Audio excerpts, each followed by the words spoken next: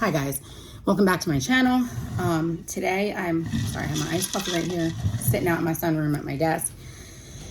But I was going to film a clean with me and cook with me video today, but something else just like hit my heart that's been bothering me for the past few weeks. And I shouldn't say bother me.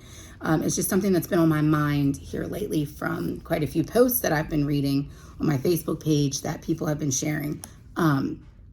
About like the struggles of being a mom and the things that you go through after you have babies, and I think mostly like postpartum stuff. And I've read quite a few posts that people have written about some of the struggles that they went through with postpartum, and one of the stories really hit home for me that I just read a few days ago. And I think that the reason why it hits home for me so hard is because,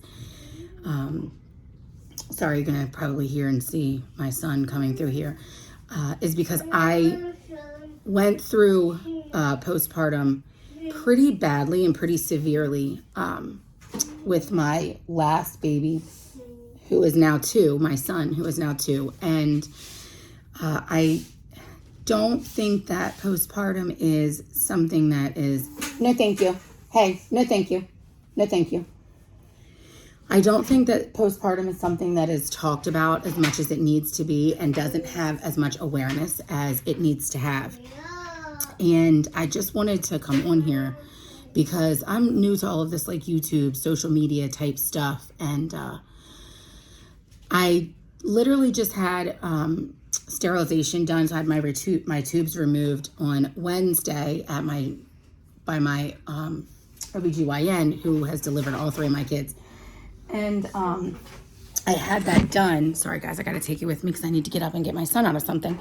Thank you. No thank you. I can get you a pen if you'd like to write. Okay, here you can have a marker right here. Stay right here with it, please. Hey, sorry. This is going to be pretty real and probably unedited. So, but I just wanted to jump on because I just had my tubes done on Wednesday for sterilization so that I can no longer have any more kids.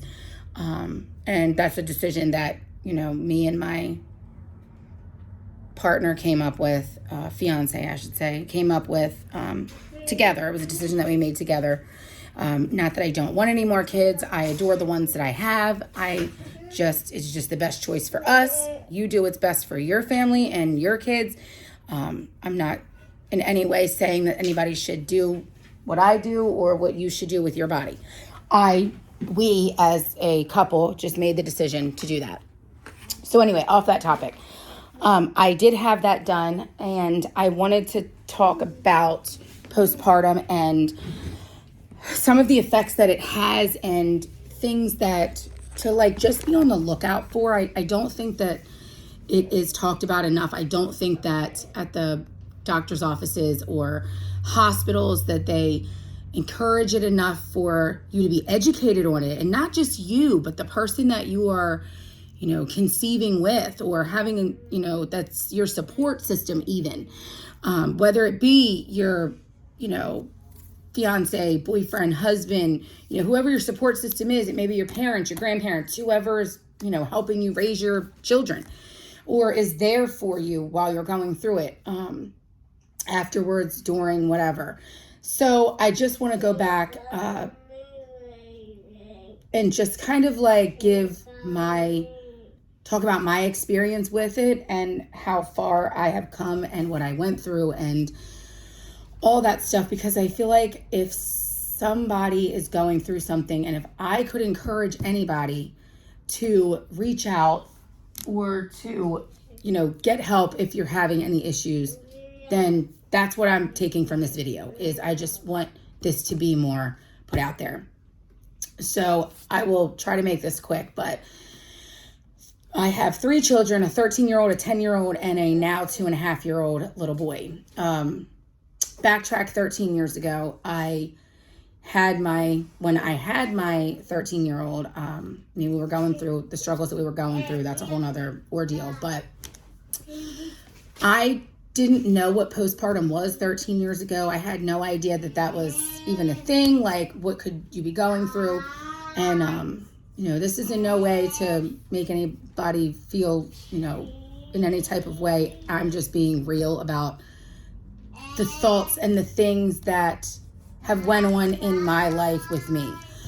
So backtrack 13 years ago, I had my first daughter, and I was 23, 24 at the time. And I remember crying a lot after I had her. It was my first. I, didn't have a huge support system.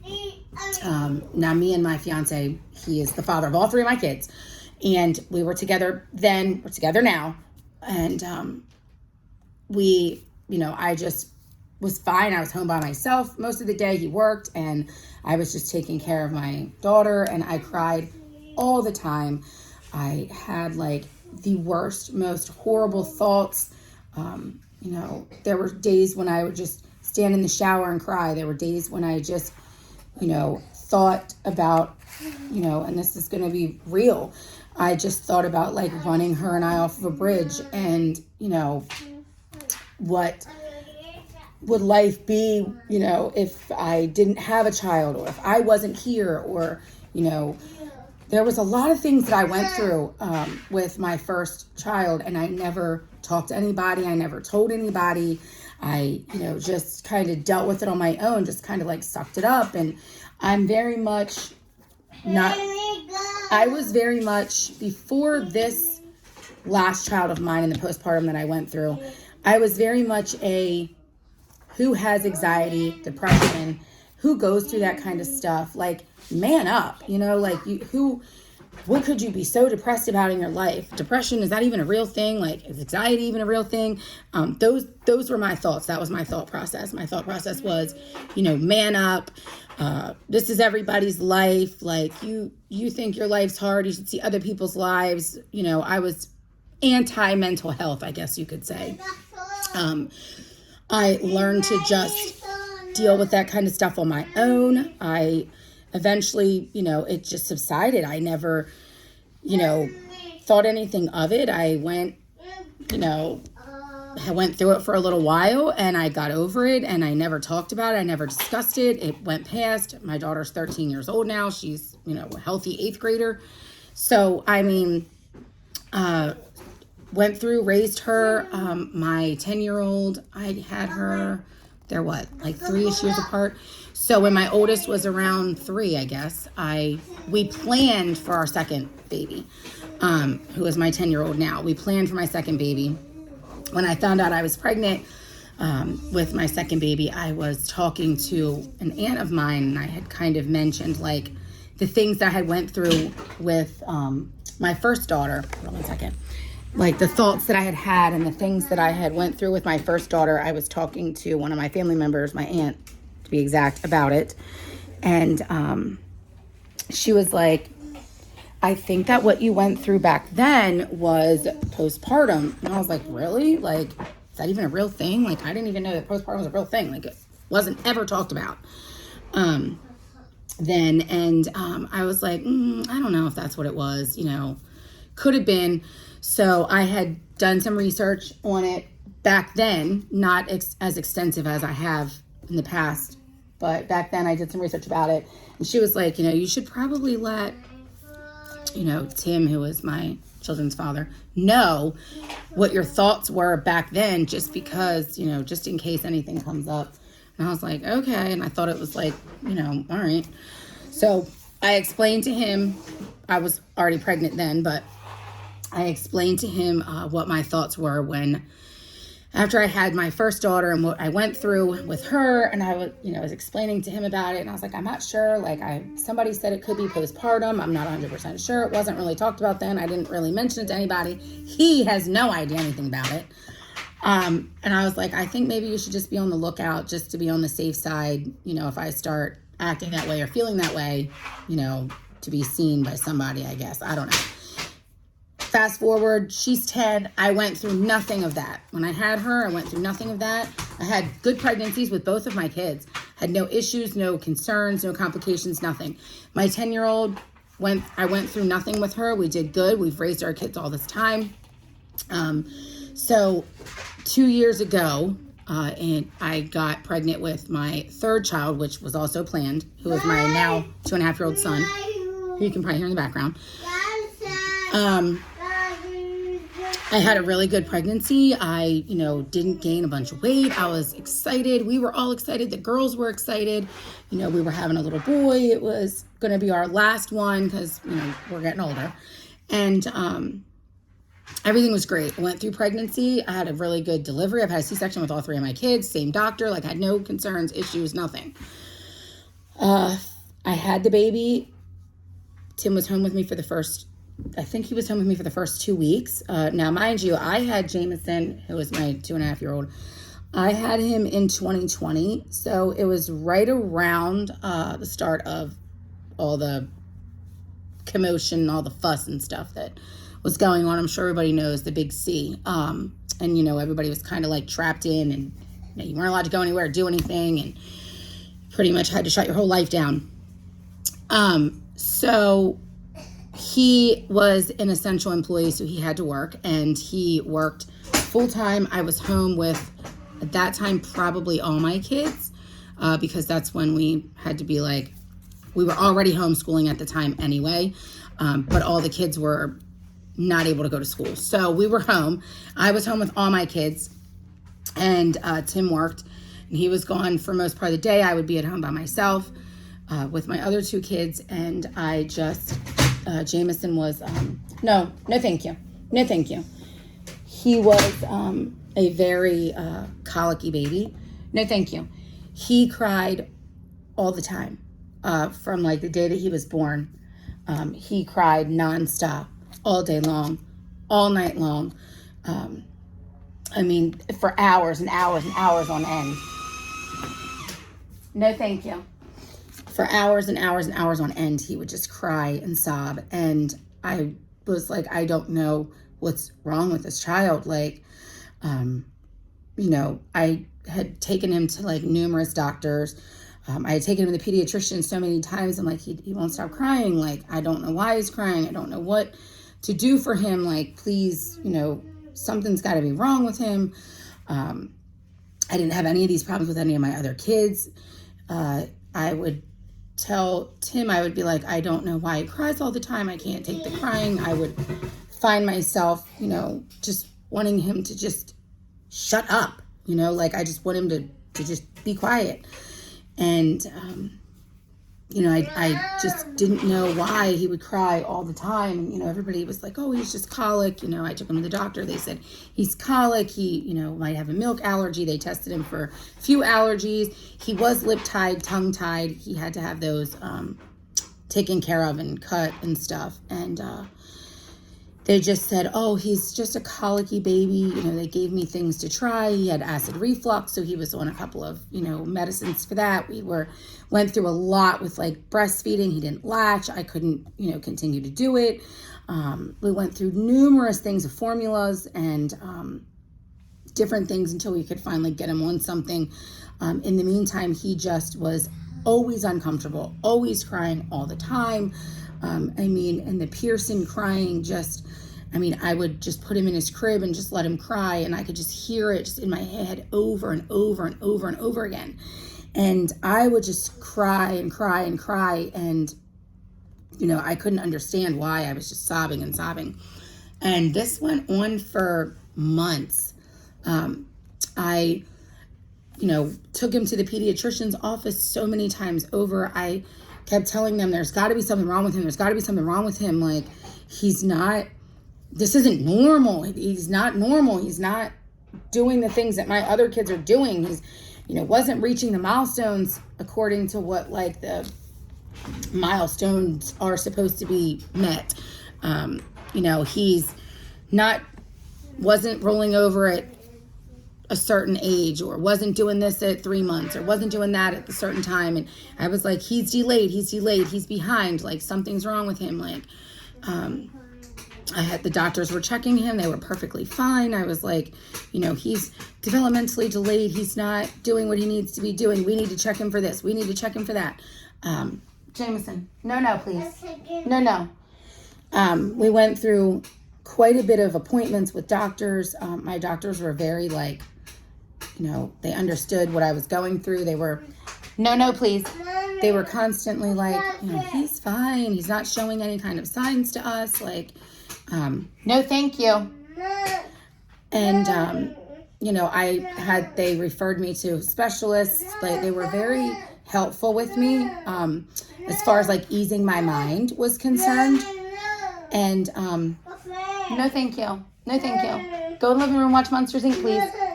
All right, we're going to have to get up and wander because he's getting antsy now. Come on, we're going in. Come on. Let's go get ready, change your butt.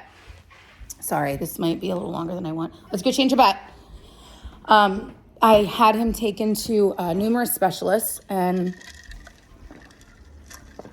children's hospitals. We had physical therapists coming to the house, occupational therapists coming to the house, to help him to reach his milestones. I started getting so much to the point that I kept researching, what his symptoms were, why is he not reaching his milestones? Why is he crying all the time? What could be, causing these? What did he have going on? All of these things. And, lay down so I can change your butt. Thank you. And, I had him taken in they had scheduled me for quite a few, I kept saying, he's not, it must be neurological. There must be something going on. We need to check him and have him looked at. And, they sent me to numerous specialists, and this is just going to continue on. But I had so many like MRIs and CAT scans done of his brain and, things like that, because he wasn't meeting the milestones that he needed to be meeting. And I was thinking it could be something neurological. Could something be wrong with him? They did the first MRI on him, and it came back like I had taken him actually to the emergency room. Is how that started. I had taken him to the emergency room one night because he was just screaming and screaming and crying and screaming and crying, and I could not figure out why. I had done everything, to try to get him to calm. Like I did the soothing. I was doing, like the cuddling with him. I was doing all of the, okay, does he need to be changed? Does he need to be fed? Like, he's had this, and this done. There was nothing that was calming him down. So like I took him to the emergency room, and I was like, something must be wrong with him. I don't know why he's crying. Like, is there something going on inside that I don't know about? Could it be, I don't know. And I just was explaining to the doctor that I think that there might be something wrong with him. I need him to be checked. And is there a way that we can like scan his brain or something to see if there's something going on neurologically? So the physician that was on call, or the physician that was there, was like probably looking at me like I was insane. But he finally agreed and was like, would it just put your mind at ease if we did, a CAT scan? He's not showing any signs of like any type of distress or anything like that. And he was like, would we just put your mind at ease if we did a CAT scan? And I was like, yes, that would be great. Can we do that? So we did a CAT scan, and they came back. Okay, I'll put you in your crib. And he came back to me and said that, like, during the CAT scan, after they did it and he read the results, he came back to me and he was like, there's the CAT scan shows, like, sorry guys, I'm getting ready to put him in his bed to take a nap. But he said, the scan shows a tiny bit of fluid on his brain, and nothing to be concerned about. We'll get him seen, to call the children's hospital and maybe get a, okay, thank you. Lay down, please, and get maybe talk to a specialist, neurologist. So I did that. I, called and had a copy of the scan sent over to one of the neurologists at our children's hospital, because I was like freaking out. And the neurologist came back to me and said that it was that he had benign enlargement of the subarachnoid spaces, which is benign. It's so from my understanding and the way that they explained it to me, benign enlargement of subarachnoid spaces is the subarachnoid spaces are where the cerebral spinal fluid flows through your brain, and sometimes the ventricles are not matured yet. It happens a lot in kids, usually under the age of 18 months. It usually goes away around 18 months. But this is just all information that I know from going to the doctors and listening to them and what all they've told me and all of that, because they had I had swore that his head was big, and, it was just a whole ordeal. So benign enlargement of the subarachnoid spaces, the subarachnoid spaces are the ventricles, I think, that your cerebral spinal fluid flows through. And sometimes they aren't mature enough yet or opened up wide enough yet for cerebral spinal fluid to flow through them, and can have a small amount of fluid on your brain. It's nothing like it's not like nothing like a hydrocephalus or anything like that. So I was like, oh my gosh, I don't know what that is. So of course that led to me researching even more things. And, I just started getting down to a dark hole with researching. I started researching benign enlargement of the subarachnoid spaces. And I was like, where does that come from? What is it? Why does it happen? I needed to know where that was. Now, mind you, it's nothing that's even, the neurologists were like, this happens. We would have never even known that he even had that if I hadn't even pushed so much to have, his head CAT scanned. Everybody probably, I'm not saying this like I know, but I'm sure everybody probably has some sort of fluid on their brain somewhere. But, and it's not something that you would even know unless you had, your brain scanned or an MRI done or anything like that. So we had an MRI done. That's what they told me it was, the benign enlargement of subarachnoid spaces. They told me that usually over time, as the children get older, the ventricles will mature and they will, the fluid will flow through there fine. They usually don't have any issues with it. They told me not to be concerned about anything. But of course, my anxiety at the time was telling me that I needed to figure out why. So I kept researching, why, where does this come from? What happens? Why could he have this? What are the symptoms? All the stuff. And it just took me down a dark, dark path. It was leading me to crazy things head trauma and, things of that nature. And which obviously you're reading that. And I started panicking. I'm like, okay, did he fall somewhere? Did he hit his head somewhere? Could I have done something? Could I have hit his head? Could I have, been rocking him too hard? Could this have come from something I have done? So I immediately started panicking inside. I started to literally lose my mind. Now, mind you, I'm not talking to anybody about this. I'm not telling anybody what's going on. This is all just things that I'm doing on my own. I'm just doing all of this research. I'm freaking out. I'm telling the doctors that, something could be wrong with him. How can they tell me not to worry about it? So I'm standing up at night, just hovering over his crib. I'm not sleeping, the insomnia.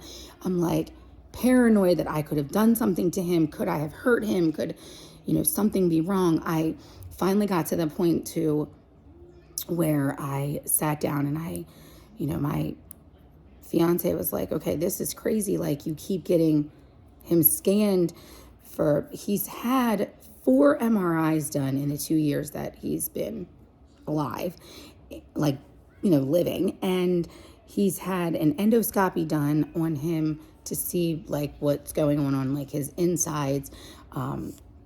He's been evaluated by physical therapists, occupational therapists, doctors, with no kinds of concerns, except for he had mild delay. when he was an infant, mild delay of his milestones, but it was nothing that they were like concerned about at all. I, on the other hand, was the one concerned about it, that he wasn't meeting where he was supposed to, he wasn't doing this. So anyway, I had go back to me researching this benign enlargement of the subarachnoid spaces, and I'm like panicking inside because I'm like, okay, this could be, the doctors might think that I did something to him, or, somebody might think I did something to him. Did I do something to him? I kept telling my fiance, I'm like, this is telling me this, or, this is telling me that it comes from head trauma. And then head trauma could be anything from like, the car seat being rattled too hard, or maybe even me shaking him too hard while I'm bouncing him. I mean, my mind is just running for things that I could have possibly that I could have done wrong to him. I finally came out and told my fiance what all had been going on, that I had been crying a lot, that, I had been calling doctors and getting in touch with them, and that, that we've had that this is why we were having all these scans done, and the doctors keep telling me that he's fine, and I don't think he's fine. And I finally just broke down and was like, I kept thinking that I was going to go to jail, that somebody was going to come and take my kids. I got to the point to where I had told my 10-year-old and my 13-year-old, I don't know what's going to happen to mommy. I don't know if somebody, what somebody's going to say. I don't know what's going to happen. I might be going to jail. I mean, I had gotten myself to the point to where I thought that I was going to jail and I was losing my kids because I had done something to harm my child. When in all reality, this thriving 2.5-year-old little boy that he is now was fine all this time. I'm sorry. I tried so hard to like not want to cry for this. So I had just been driving myself crazy, my house crazy, my kids, we didn't leave the house. I didn't go anywhere. I didn't want anybody to like see me going through this. I didn't want anybody to see him. I didn't want my kids to talk about anything to anybody. I just kept us all in the house. We didn't leave. We didn't go anywhere. When people came over, I had mentioned a few things to a couple of people, and they were like, he's fine, maybe you should talk to somebody. And I was like, I think I'll be fine. I kind of just brushed it away. And I went through this for the first 10 months of his life. Every single day, I got to the point to where I thought that I could have possibly hurt him, or that I was going to go to jail and lose all of my kids. And I never wanted anybody to know what I was going through because I was scared that I would be considered a bad mom, or that people would think I was crazy. So I finally sat down and talked to my fiance, and I told him everything that had been going on, and why we had been to the Children's Hospital so many times for all these scans and so many doctor's appointments and so many things. And he was like, at first he didn't understand. He was like, even in his mind, he was like, are you trying to tell me something here? Like, is there something that you did? Like, is this your way of coming out telling me? Like, I don't know, what to think of all of this. I don't know what to do. And he was like, you need to stop researching stuff, listen to the doctors. They know what they're talking about. If they're telling you that he's fine and they're not concerned, then why are you pushing this? And, he was like, if they were concerned about the health or well-being of any of our kids, or, thinking that you were doing something to one of our kids, they would immediately be, taking that into effect. He tried calming me, and it just went on for months and months and days. And it was very sad. And finally, he said to me one night, I was just crying, and I said to him, I'm very scared. I don't know what's going to happen. I'm freaking out. I'm losing my mind. I was like, I don't know what to say, what to do. Please help me. And he obviously didn't know what to do or say. I mean, he's watching me go through this, and he has no idea what's going on, and I'm scared, and I can't explain to him what's going on or how to fix it. And he finally said to me, listen, I can't do this anymore. He was like, I'm at work worrying about what's going on at home and how you're doing. And he was like, I think that you need to see somebody. He was like, it's time now that you reach out and that you see somebody. You know, he was like, I'm getting to the point now where this is affecting our entire house. Like, you're completely shutting down. You're mentally not here. He was like, you know, the house is falling apart. The kids are all over the place. He was like, you're spending your days just researching and crying and burying yourself into a hole. And I mean, he was right back then.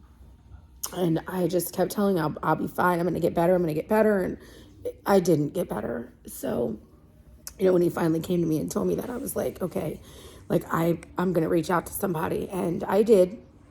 I reached out. I actually called my OBGYN's office and I said, you know, I said to them, I don't know what I'm going through, but I'm maybe getting depressed. I don't know. I tried to explain to them what I had been going through and how I was feeling.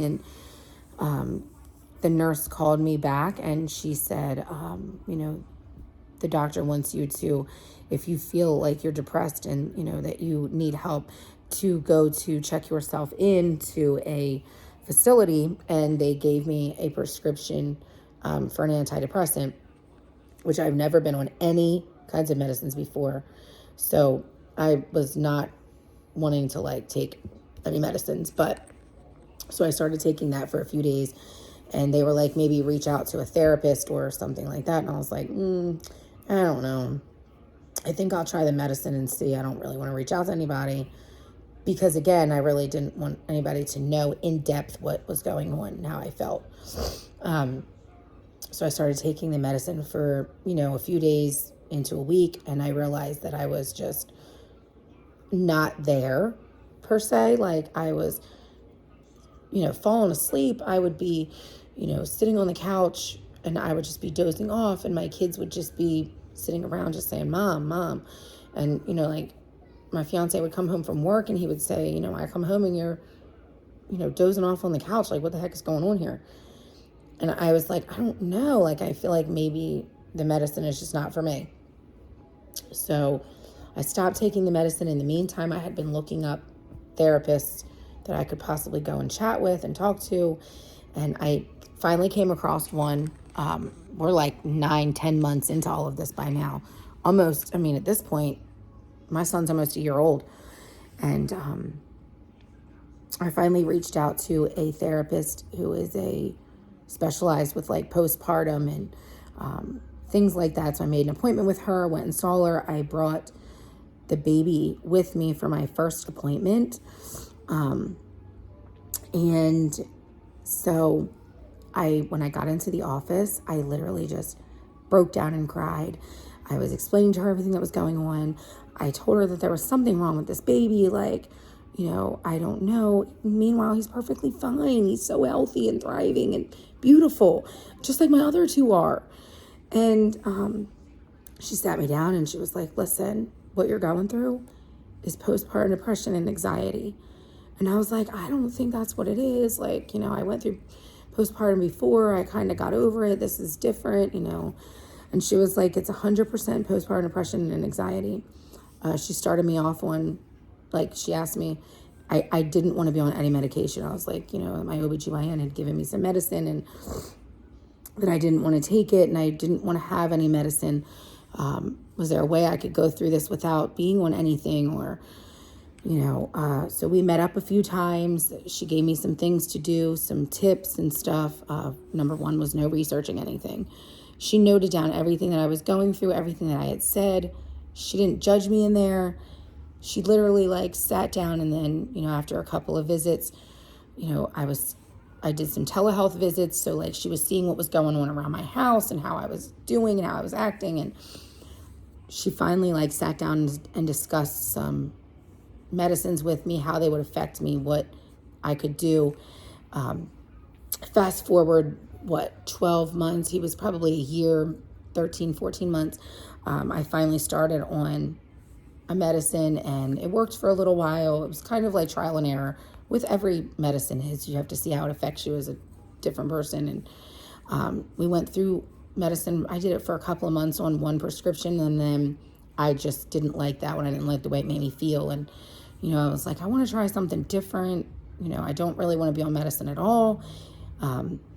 But through all of that and talking to her, she also diagnosed me with adult ADHD, because I was like, my brain is so scattered. I can't focus. I can't get one thing done. I'm all over the house.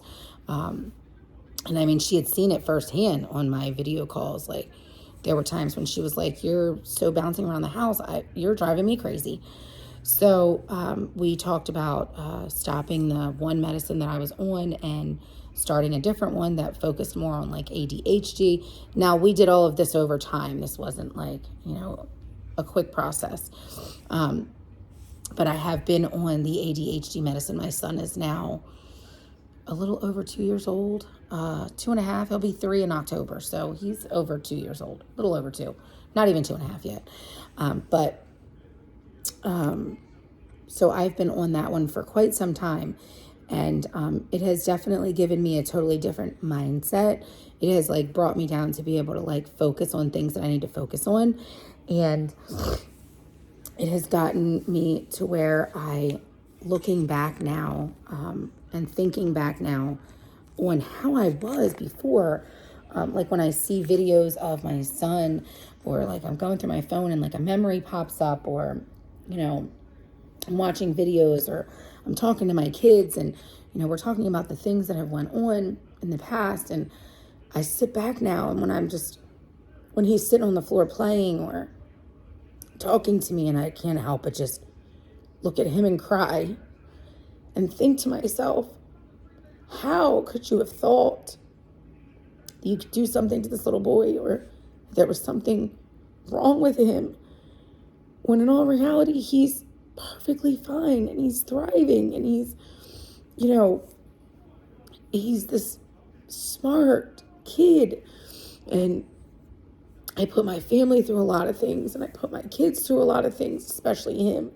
And he has no idea anything about anything that I went through in this whole time that I went through all this stuff.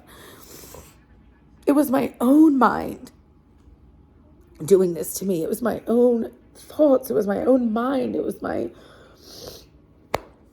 just me this whole time. And I could not be happier that I reached out and got the help that I needed.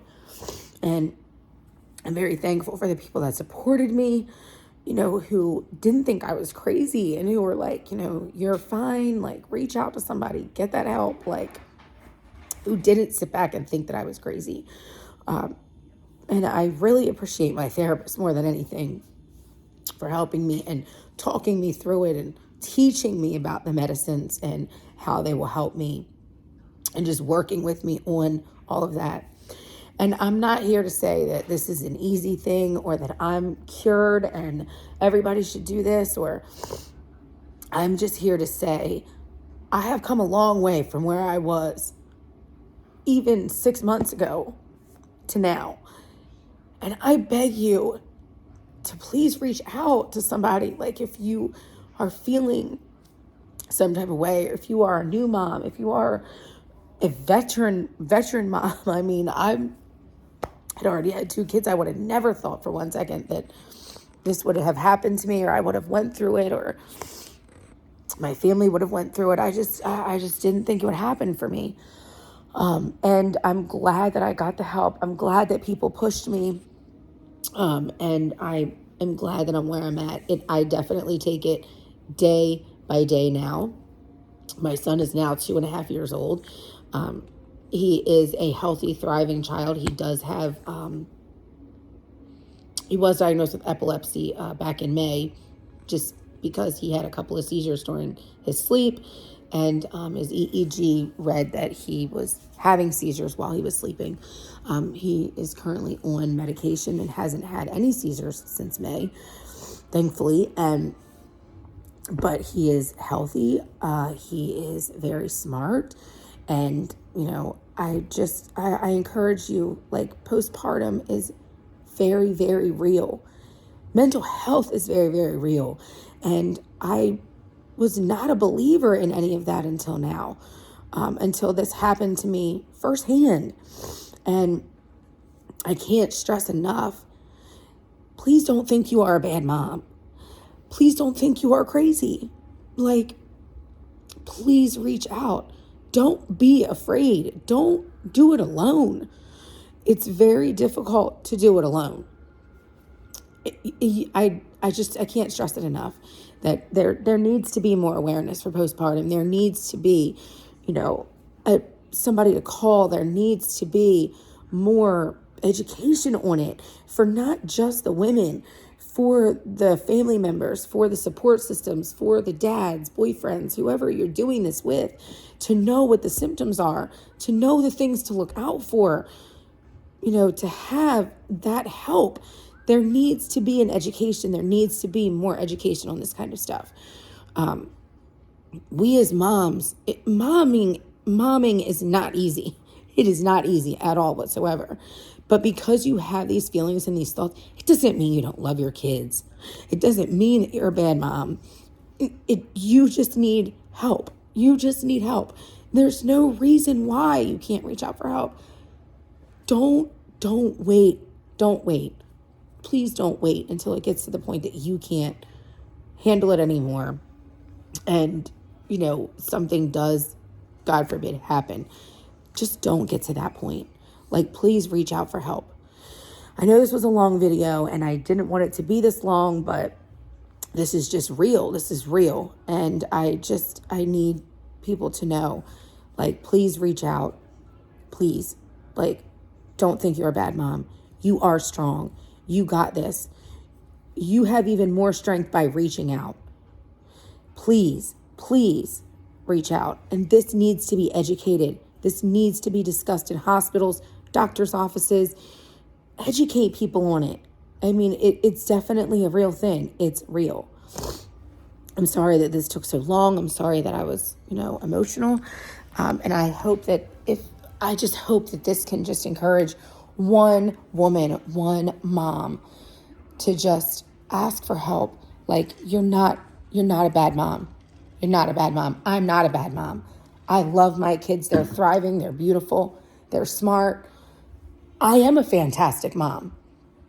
I just went through something and needed help getting myself together so that I could be a better mom for my kids. Period. I'm sorry that this was a long video. And, again, I will try to, this is just real, me being real. I'm probably not going to edit this video. It's going to be for what it is. And I hope and encourage you to reach out to somebody if you need any type of help or you're feeling any type of depression, anxiety, any of these problems, please reach out. Please.